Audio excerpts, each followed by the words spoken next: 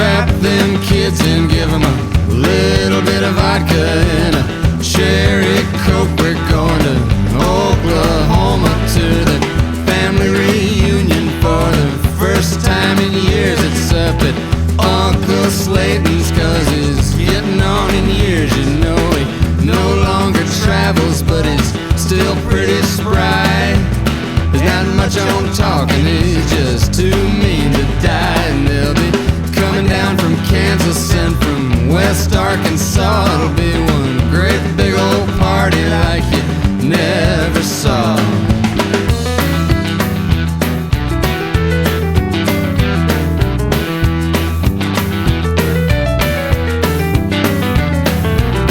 Uncle Slayton's got his Texan pride, back in the thickets with his Asian bride. He's got an Airstream trailer and a Holstein cow.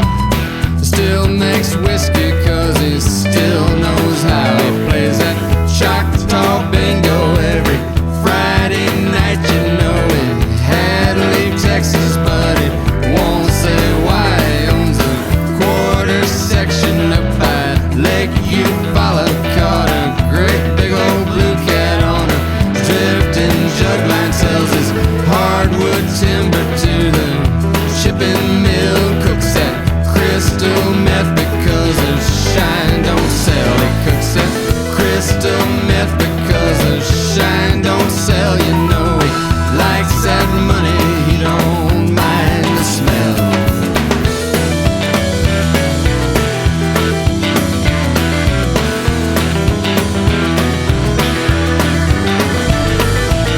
My cousin Roscoe, Slayton's oldest boy, from his second marriage up in Illinois, is raised in East St. Louis by his mama's people, where they do things different. Thought he'd just come on down. He's going to Dallas, Texas in a semi-truck called from that big McDonald's. You know, the one that's built up on that great big old bridge across the Will Rogers Turnpike. Took the big cabin exit, stopped and bought a carton of cigarettes at that Indian smoke shop with the big neon smoke rings in the Cherokee Nation. Hit Muskogee late that night. Somebody ran a stoplight at the Shawnee bypass. Roscoe tried to miss him, but he didn't quite.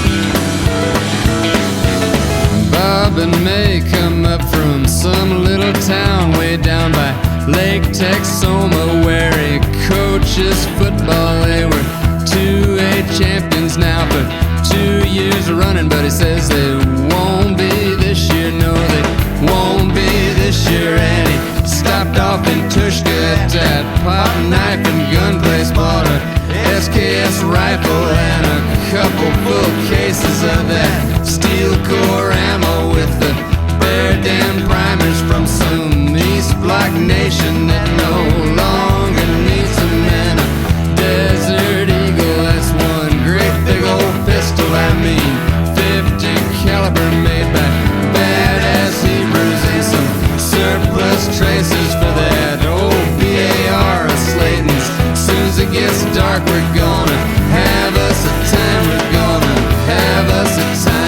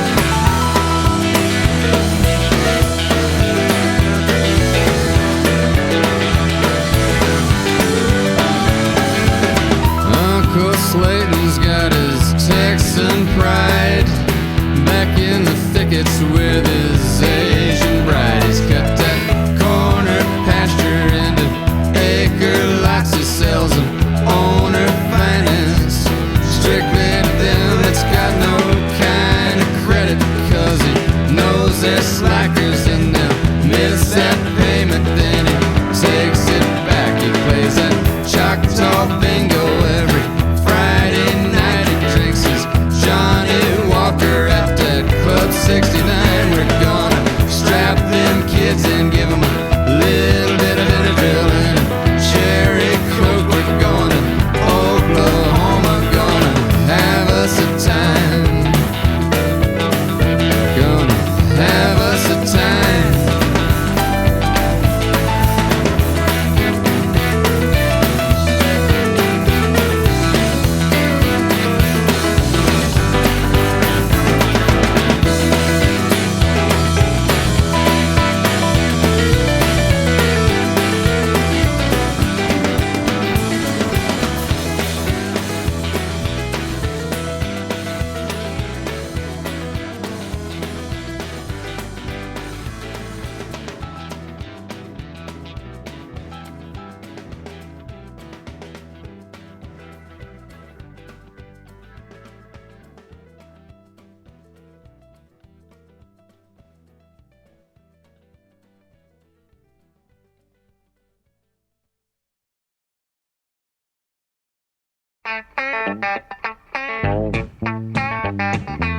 Yeah, here comes Amos.